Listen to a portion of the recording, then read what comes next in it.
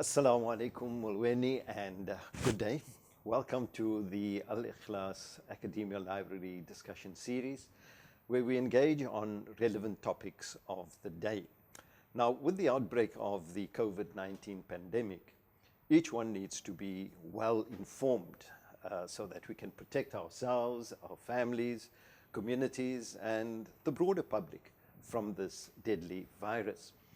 And there has certainly been no shortage of information, right from the World Health Organization down to local government, as well as NGOs. There is a wealth of reliable information. But amidst all of that information, there is also misinformation. Mm-hmm. And that brings us to our topic for the day, which is really about news coverage during the period of COVID-19. And joining me today to unravel this complex phenomena of news coverage, and we'll, as we go along, we'll understand why it's complex, particularly for us as journalists, and my guest will agree with me, I suppose, as we go along. And then there's also the phenomena of fake news amidst all of that, and this is where the misinformation part comes in. So joining me today is the news editor of the Voice of the Cape, Tasneem Adams. Assalamu alaikum to you, Tasneem. Wa alaikum salam, Uncle Farid. Good to be with you. Very different being this side of the microphone and being in front of a camera, but it's good to be with you. No, wonderful. I think it's as journalists, we find that we are always posing the questions, and we're not. I wouldn't say we're not challenged to think deeply about those issues, but this is what we do in our newsrooms. Yes. People read the news. In your case, they listen to the news, and sometimes they don't quite, know the process before the news goes through. So we'll be touching on some of those things, and the important thing is that one needs to be certain about the news that one puts out there. Yes. So, one of the things I just, people ask me, social media, citizen journalists, vis-a-vis journalists, news reporters. And my answer to them normally is, and I use one word, accountability. Yes. If you, and particularly you as news editor, I'm editor of Muslim Views, even if a reporter puts out news and there's inaccuracy, it's you as the news editor that gets held accountable.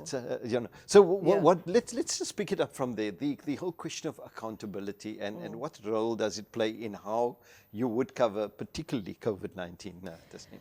Yeah, well, of course, like you said, I think one of the biggest things out of this COVID-19 pandemic is that it's actually an infodemic.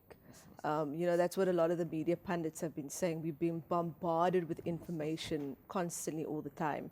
And because of social media, and particularly WhatsApp, fake news and misinformation is being disseminated and distributed, at a lightning speed. And there's just really no control over that. So I think from my perspective, what I've tried to inculcate, especially because we got a young group of journalists, is really to make sure that those checks and balances are in place. Looking at where does the story come from, what is the source of the story, going through the process of fact-checking, going to the relevant sources to verify the information. And obviously doing research because you're dealing with, what is a very complex issue. Like you said, it's a medical issue and there's different interpretations of particular aspects of the COVID-19 pandemic. So I think, like you're saying, the issue of accountability is very important. And especially within the radio sector, listeners hold us accountable and we are deemed as the authority. People would often say, oh, but it must be true because we heard it on Voice of the Cape. So that really places us in a really intricate position, and it makes it very difficult for us in terms of going through that process and how we do in terms of our fact-checking and our verification process. So it means really that we have to be a lot more careful and vigilant.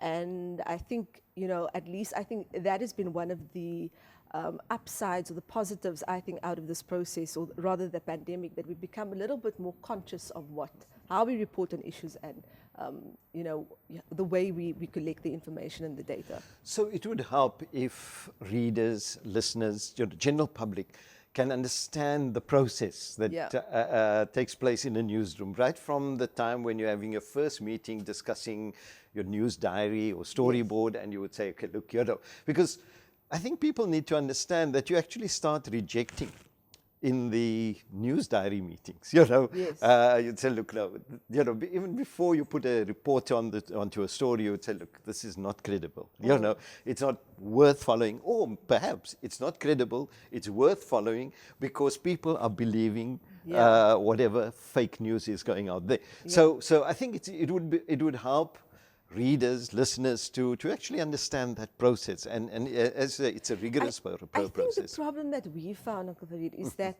once a story gets out there, if it's a conspiracy theory or if it's a fake news message, it sort of dominates the narrative. And especially what I found with our audience is that if they want to believe something, they're going to believe it, and whatever you say or do is not going to change their mind. So that narrative sort of gets, it's difficult to break that down and to debunk those myths. Yes, you try to do what you can on air, you bring on the experts, you bring on the health officials and the medical experts, but then you get criticized by people who say, oh no, but you have a herd mentality. You're just regurgitating what the person said on air.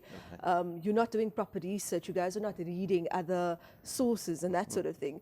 So it's a catch-22. And no matter how hard you try to convince your listeners or try to kind of encourage them to not take everything at face value and look deeper at the story and not accept every bit of information as fact, the more they come for you. So it's very difficult. So Tasneem, just from the VOC point of view and as news editor, just throwing your sort of glance across news media across the country, and let's call this local as to international, because I think, local would normally be just within our own communities, in our areas where we stay, etc. But I would broaden local to include the whole of South Africa vis-a-vis international, because this is a pandemic, really. Yes. How do you think local media has shaped up, and how have they really covered COVID-19? I think there's definitely been a progression in how we've covered it. At the beginning, I'd say just about a month before the first cases was reported, COVID-19 started to now dominate media around the globe. And South African media was sort of speculating on whether the virus will come to South Africa or not. Is the government prepared to handle, cases of coronavirus? So there was a lot of, because there was so very little information available at that time, and this was even before the World Health Organization, had their first press briefings to speak about, what coronavirus is and that it is becoming an epidemic at the time, or rather a global emergency at the time. We had little information to go on. We didn't know what exactly this virus entailed. We had the perception that it's a virus that emanated from Wuhan in China, and there was a lot of racist connotation to how the virus was being perceived. But once the government started to now communicate with the media and communicate, on mainstream television and have the mass communication campaign explaining, how they're going to prepare for the virus. That's when we started, putting out really credible information and being able to back up, in terms of, what is going to happen should the virus eventually come. Sorry, Tasneem, just on that, you're talking of government communication, and I remember in the early days before it even hit us, they had the Director General of the Health Department as the spokesperson. I think it was Dr. Anban Pillay. Yes. And there was this news anchor on SABC News, television news. And I thought he was pretty good. He was kind of really drilling him. But, getting the information out of him. And of course, then they put the minister. And in my opinion, I think he's done a fairly good job. Yeah. People are now being critical about how government has acted, etc. But I think generally performance has been good. But do you find, and this perhaps takes us back to what you said earlier, do you think the public perceives news media, mainstream community, as being spokespersons for government? And do you think where we are facing a deadly virus, and this goes through my mind as editor when I look at a story, and I said, do we really have the luxury at this stage of raising an issue, and this could come across as, you know, could be perceived incorrectly, so I have to be very careful how I word this. But there are certain issues, for example, conspiracy theories. Yeah. You know, there's been lots of conspiracy theories that have been going around.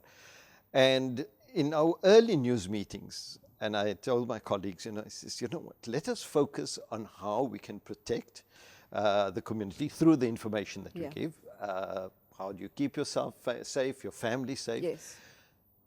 Maybe 6 months later or a year, and it seems going to be longer than 6 months later, but once the dust is settled, there's no pandemic, we can have seminars and conferences to discuss all the conspiracy theories. Because I believe the conspiracies are not having the impact on us as this particular virus is. So that becomes the focus. Would you sort of agree with that approach as a journalist? Because we're supposed to dissect each and everything and not kind of say, look, we'll leave this for later. How would you sort of see that approach from as a media person? I would say that because I think government's communication campaign was effective and the media had a big role to play in that. Because at the beginning we could say, listen, social distancing is important during this time. To avoid picking up the virus, you have to wash your hands, you have to sanitize, you know, all of those processes or the protocols were in place, and they were starting to become sort of, the point was that we needed to conscientize people to to make that part of their daily life, change their lifestyle, in other words.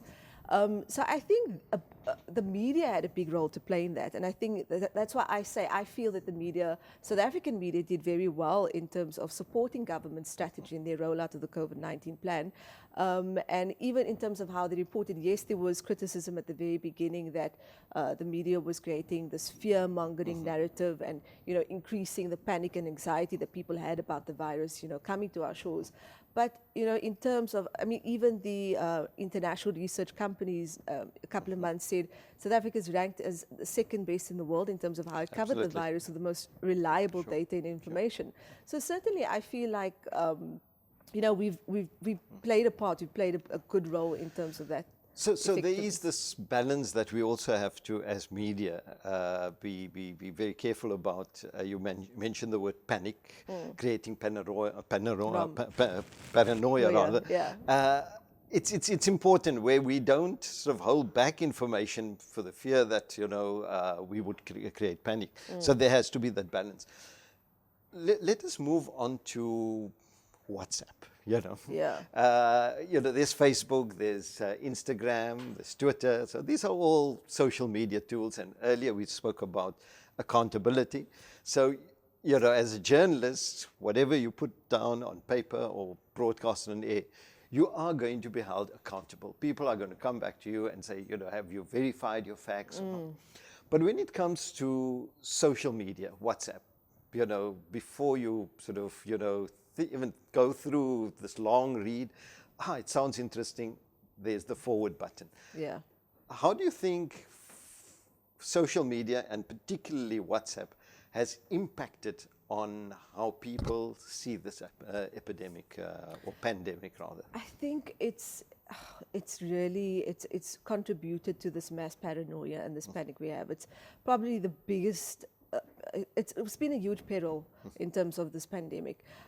Yes, WhatsApp, social media has its positives in terms of giving people, you know, instant access to information and being able to get the message out there and alerting people to certain things. But I mean, just at the beginning, you know, like I said, when there wasn't this uncertainty and all these messages started doing the rounds that, okay, there's a case here and this company's been closed down or this hospital's been shut down, and we couldn't really verify it, and we had to constantly be putting out fires, you know. So that's, for me, that is the biggest issue at the moment, is that, you know, WhatsApp still, you know, journalists are putting out fires all the time because of the damage that WhatsApp messages is doing, you know. So our resources are being diverted as opposed to us exploring and researching stories and digging deeper, we constantly have to verify, okay, this message came through now, did this actually happen? There's a case here, let's follow up with this department or whatever to verify if that's the case. So I think it's done immense damage. But also, I need to add that because of the awareness that we're creating around social media, and that we, are urging the public, and obviously government regulations have played a part in which, Sure. people were told, don't spread fake news because you could be criminalized or it's a criminal offense. I think that has made us hyper aware of what we do kind of circulate. So I do see that people are a little bit cautious now, and I notice like a lot of people, especially with our listeners, they would phone us and they would say, listen, I saw this message, can you follow up? Because they're so scared to pass it around. So they will call us up and ask us to individually investigate on a case-by-case basis. So I do feel that the upside has been that people are becoming a little bit more conscious of what they disseminate, and just being a bit more cognizant of the potential damage that certain messages can cause. I think there's always this temptation when you get a Facebook or rather WhatsApp message. You read it and it sounds so credible. And you say, look, I want to share this. Of course, WhatsApp has put a restriction, Yes. but people overcome that.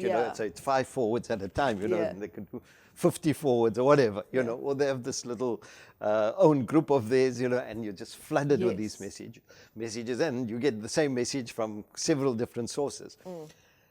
Is there a toolkit in your mind, where you could tell your listeners before you press that forward button, just 2, 3, 4, 5 steps to just think through before you forward that message? Make sure, absolutely sure, that what you're sending out is credible. Do you think something like that would be useful? Absolutely. Look, there are little steps that, ordinary people can take just to make sure that what they're putting out there is not misinformation. I think for me, the first red flag is if it comes off WhatsApp, that's definitely a red flag. But I would say, obviously check the source of the information. If it's an article, check the source. Does this look like a reputable website if you're forwarding a link? Cross-check that. Go on Google, do a search. See if there are other websites that are reporting the very same thing. If there are different mainstream websites reporting the issue, then it must possibly be true, most likely be true. So definitely check the source of the information. Look at the time factor, because sometimes things are circulated while the information might be correct or might be not be false. It's out of context, so it maybe relates to a different situation or a different context. So check the time. Like using a photograph Yes. from some other story, Exactly. pushing it in there, and just changing the whole context. Exactly. And like you said, photos as well. Photos are important. So check the photos, the images. People are brilliant with Photoshop nowadays. Images can be manipulated. Exactly. So check the quality of the image as well. And the most important thing, I think, is the headline. If it's a provocative headline, if it sounds too good to be true, then it usually is. Absolutely. So sometimes the headline says a certain thing, and then once you read into the article, you read a couple of paragraphs into it, it doesn't relate to the headline at all. And it's those kind of articles are often used for clickbait. So I think it's important that you analyze those sort of things. And very importantly, what I often encourage people when they phone us to check, and especially like with regards to the president when he's addressing the media, there's always misinformation about, okay, the president's going to address the country tonight, and people are anxious about that. I say the first thing you do is check the president's Twitter page. Go to verified Twitter pages. That is how governments communicate with the masses. So check verified Twitter pages, and the other thing is also, if you want a bit more deeper information on fact-checking, there are different websites such as Africa Check, for example. That's an excellent website. Yeah. There's other international fact-checking websites. Google has specific tools that you can use for fact-checking. So there are many different ways. It's just people need to just learn how to. In fact, Google has this lovely tool to actually check photographs. Yeah. Sort of kind of a reverse image thing where you take this image and you do a kind of a search on that image, and it tells you exactly in what context context a particular photograph is used. And I think as a very last resort, you can pick up the phone and phone your local community radio station. Absolutely. Because I doubt the mainstream or commercial media houses are going to bother to follow up. But Exactly. I mean, you can, at least the advantage of community media is that we're a lot more accessible to the community. Exactly. So if you phone your local newsroom, they'd be able to obviously follow up, because that's what we do most of the time anyway. No, I think that's where community media, I think, earlier we spoke about how local media has been covering the pandemic. But I think what community media, its value has really come to the fore now, know, because as you say, you can pick up the phone, there's a local supermarket in my area and they've closed down, or there's a protest, is it related to better salaries, or is it related to, COVID, that sort of thing, just to round off, and one of the things that has really been also circulating via WhatsApp, it's the denialism, So I'll give you an example. There's one where they have the protests particularly in the States, following the murder of George Floyd. And then someone would, share these photographs of these masses gathering all over, and he says, and in a very cynical way, saying, what has happened to the deadly virus, there is no virus. Now, I think as South Africans, we know the dangers of denialism. Let's just go back to the HIV/AIDS. It's been, and when you speak to people in the field, they'll tell you that what we are reaping really now, 20 years later, is not largely, but to a great extent, as a result of that denialism.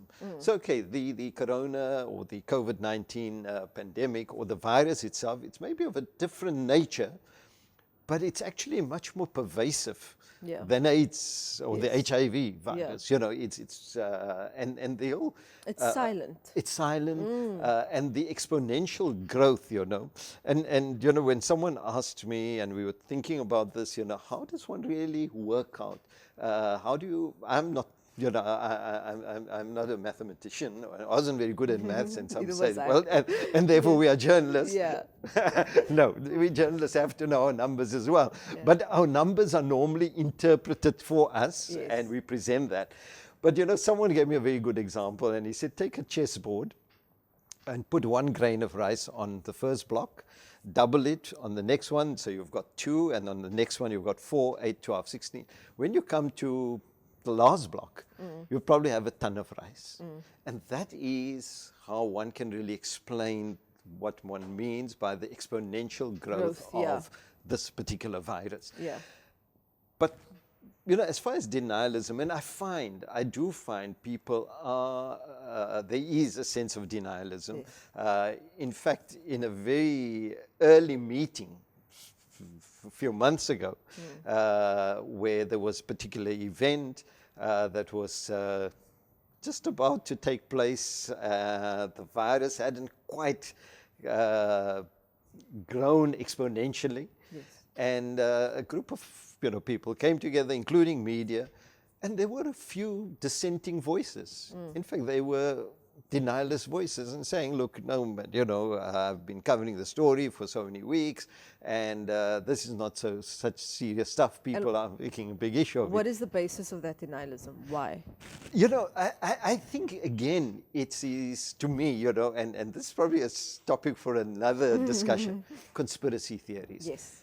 Would you agree with that? Yes, absolutely. And like you're saying, that is the biggest problem at the moment, that we still get people that think this virus is a hoax and think, it's something that was concocted in a lab somewhere, and that Bill Gates, invented this so that he could get his vaccine program underway.